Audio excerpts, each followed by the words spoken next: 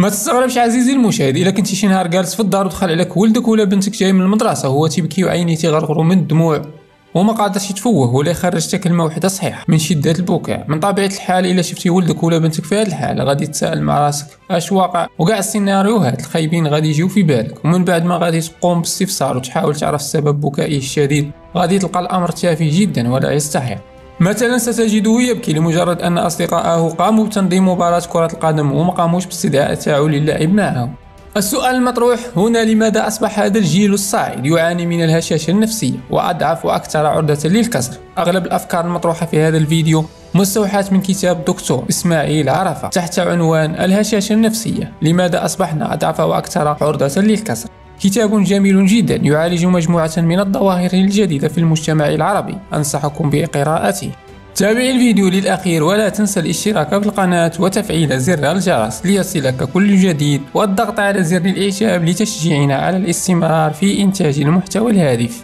قبل 2017 الشباب العربي كان أكثر اهتماما بالقضايا السياسية والمشاكل الاجتماعية، لكن بعد هذه السنة الأمور بدأت تتغير وتحول هذا الشاب من التفكير في القضايا الوطنية والسياسية إلى التفكير في نفسه فقط، وأصبح إنسانا أنانيا. وحتى الأشخاص الذين يلقبون أنفسهم بالمؤثرين أو ليزانفلونسور تحولوا من أشخاص مشغولين بالقضايا العالمية والفكرية والأحوال السياسية إلى أشخاص يتهافتون وراء تكبير عدد المتابعين ويتكلمون في المواضيع التافهة أو أشياء عامة مثل تطوير الذات، الشغف، الصحة النفسية والطموح، أو أنهم يعطون تحفيزا للشباب. وهذه الظاهرة التي أصبحت منتشرة تسمى بالهشاشة النفسية. أصبح كل واحد منا عنده ضعف نفسي لا يستطيع مواجهة مشاكل الحياة، وأصبحت مشاعر الشباب رهيفة وحساسة جدا لدرجة كبيرة، مثل الأطفال الصغار لا يستطيعون مواجهة مشاكل الحياة. كلنا نعاني من الهشاشة النفسية لكن بدرجة مختلفة. فما هي أسباب الهشاشة النفسية؟ هذا ما سوف نراه في الفقرات القادمة. السبب الأول تضخيم الألم. بعدما كانت مشكلة تضخيم الألم وعدم قدرة الشباب على تحمل أعباء الحياة أو تحمل مسؤولية البيت والأسرة مقتصرة على الشباب الأمريكي، للأسف هذه الظاهرة أصبحت منتشرة كذلك بين الشباب العربي، حيث صار الشاب العربي أيضا لا يريد مقاومة مصائب الحياة أو تحمل المسؤولية، ولا يريد أن يتعب نفسه، يريد أن يحصل على كل شيء بسهولة وأن يأتي إليه.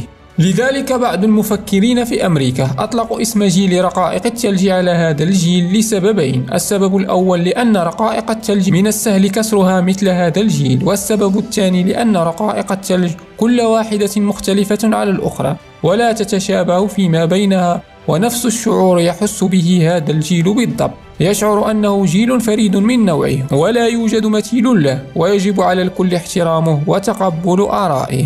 السبب الثاني التربية وليس الطبيعة. الشخصية التي يمتلكها الشاب عندما يكبر تكون نتيجة عن التربية التي تلقاها في الطفولة. كلما تربى الطفل على تحمل والصبر ومقاومة المشاكل التي يواجهها في الحياة، كلما كبر الطفل قويا وغير قابل للكسر. الإنسان منذ الصغر تكون لديه مرونة نفسية يستطيع التأقلم مع الظروف التي يعيشها. عموما نستطيع تقسيم الناس إلى 3 أنواع: النوع القوي، النوع الضعيف، والنوع المتين الغير القابل للكسر.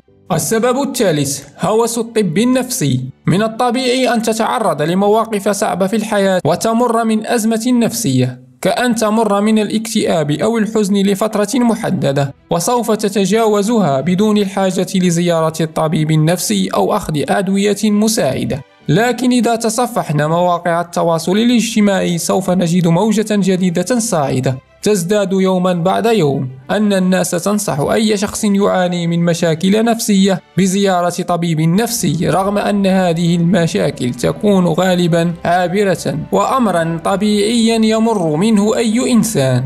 مفهوم الصدمة في علم النفس عرف مجموعة من التغيرات بمرور السنوات، حيث كان في الأول يعبر عن الضرر المادي الذي يحدث للجسم بعد تعرضه لحادثة، لينتقل بعد ذلك إلى التعبير على الحالة النفسية للشخص الذي يمر من ظروف معينة مثل الحرب أو التعذيب أو الاغتصاب.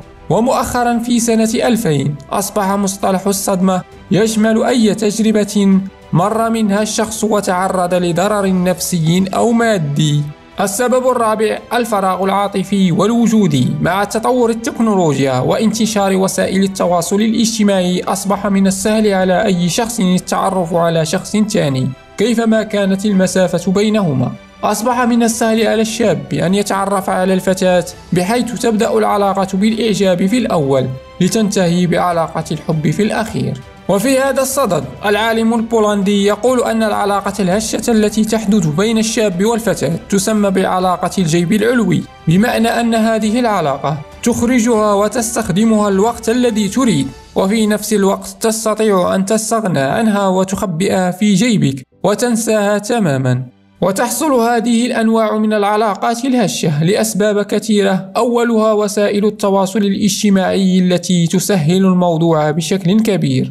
والسبب الثاني هو الفراغ العاطفي الناتج عن التربية، فتجد الأب والأم منشغلين بأمور الحياة لكي يوفران القوت اليومي والأمور الضرورية لأبنائهم، بالإضافة إلى انشغالهم كذلك بوسائل التواصل الاجتماعي، لذلك أصبحوا غير قادرين على منح أبنائهم الحب والحنان الكافي. لذلك تجد المراهقين يبحثون عن الحب في مكان آخر. كما تلعب التربية دورا كذلك، فأغلب الأسر لا تستعمل قواعد الدين في تربية أبنائها. مثلا عندما يقوم الأبناء بفعل أمر غلط يستعملون كلمة عيب حشومة عوض كلمة حرام، ويكبر الأطفال ولديهم فكرة أن أي شيء يقومون به غلط هو عيب وليس حرام، فيصبحون يتمردون على قيم المجتمع ويفعلون الأشياء الغير المألوفة، قد يصل بهم الأمر إلى الإلحاد أو ارتكاب الجرائم.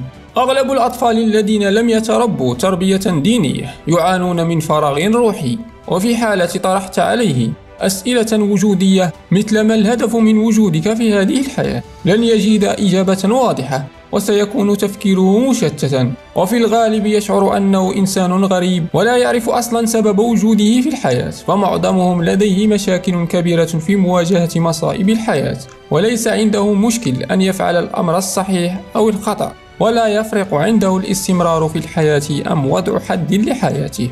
السبب الخامس السوشيال ميديا. الإنسان أصبح معتادا بشكل أكبر على استعمال وسائل التواصل الاجتماعي في حياته، بحيث أصبح من السهل عليه التواصل مع الآخرين وتكوين علاقات جديدة. من ناحية ثانية نجد أن السوشيال ميديا هي سبب انتشار الهشاشة النفسية بشكل رهيب. يمكننا تلخيص المشاكل التي تسببها السوشيال ميديا في 5 نقاط. أولا، تعزيز النرجسية عند الإنسان. مع التطور التكنولوجي وانتشار الهواتف بكاميرات بجودة عالية وظهور الفلاتر، أصبح الإنسان أكثر إعجابا بنفسه، خصوصا في صفوف الفتيات اللواتي أصبحن يعتقدن أنهن فائقات الجمال. فتجد الفتاة تجلس لساعات وساعات تصور نفسها باستعمال الفلاتر الكاميرا. كما أصبح الشباب أكثر انطوائية على أنفسهم وأكثر أنانية، وكل شخص يطمح إلى امتلاك صفحة على منصات التواصل الاجتماعي بآلاف المتابعين، ولم يعد أحد يهتم بالقضايا الوطنية والاجتماعية والدينية إلا قلة قليلة. ثانيا، تقديس التغيير. مع كثرة المقاطع التي تمر من أمامك وكثرة المعلومات والأخبار الجديدة التي تتغير كل دقيقة، أصبحنا نحس بالملل الشديد أثناء القيام بالأمور الأخرى، ولا نستطيع التركيز على فعل شيء معين لفترة طويلة. فمثلا نحس بالملل والوقت يمر ببطء عند مشاهدة الدروس على اليوتيوب، لأنه لا يشعرنا بالإثارة التي نجدها في المقاطع القصيرة الموجودة على منصة تيك توك وإنستغرام. ثالثا، فقدان التركيز. فقدان التركيز يؤدي في النهاية إلى قلة الإنتاجية، كيفما نجد عند الإنسان تحديات بدنية لتحسين من لياقة الجسد، هناك أيضا تحديات ذهنية لكي يحسن من الإنتاجية وهو التركيز. رابعا، خلل في معايير النجاح عند الإنسان. معايير النجاح عند الناس أصبحت مختلفة، فأصبح الشباب يفكر أن الشخص المشهور والذي لديه آلاف من المتابعين هو الإنسان الناجح ويتخذونه قدوة لهم. الكثير من قصص النجاح الزائفة التي أصبحت تعرض على وسائل التواصل الاجتماعي لتحفيز الشباب أصبحت مصدرا لتحفيز وتحطيم الشباب في نفس الوقت، لأن الشاب يشعر بالأسى على نفسه لأنه لم يحقق ذلك النجاح الذي وصل إليه الآخرون. خامسا، أفكار من ورق. أغلب المؤثرين اليوم على السوشيال ميديا لديهم أفكار من ورق بحيث لا يتبنون أفكارا معينة. أصبح المؤثر يغير أفكاره باستمرار، كما تجده متسامحا مع الجميع ولا يريد الخوض في أي خصومات، يريد إرضاء الجميع ولا يحب أن يخلق العداوة مع أي جهة معينة، كما نقول بالعامية تبغي يبقى غادي جنب الحيط. السبب السادس، لا تحكم على الآخرين. من أكثر الجمل المنتشرة في المجتمعات الغربية جملة Don't judge me، وتعني لا تحكم علي. الأشخاص الذين يقولون لك لا تحكم علي هم في الحقيقة أشخاص ضعفاء، وينظرون إلى أنفسهم أنهم أناس كاملين لا يعملون أي خطأ في الحياة، ولا يريدون أن تزعجهم بانتقادات. ظاهرة عدم الحكم على الآخرين أصبحت منتشرة كذلك في الوطن العربي، لدرجة أن أي شخص يتكلم عن ظاهرة محرمة في المجتمع يتعرض لهجوم كبير من طرف الآخرين، ويقولون له لا تحكم على الناس لعل في قلوبهم خير، رغم قيامهم بالأعمال المحرمة مثل شرب الخمر والزنا. خلاصة، الهشاشة النفسية أصبح الكل يعاني منها، لكن كل شخص والدرجة التي يعاني منها. من بين الحلول المقترحة التي يجب عليك القيام بها لتقليل من حدة هذا المشكل هو مواجهة المشاكل وتحمل المسؤولية والتدرب على ما يسمى مرونة نفسية، وأن تملأ الفراغ العاطفي عن طريق شحن نفسك إيمانيا. أتمنى أن تكونوا قد استفدتم من هذه المعلومات القيمة في هذا الفيديو. شكرا وإلى اللقاء.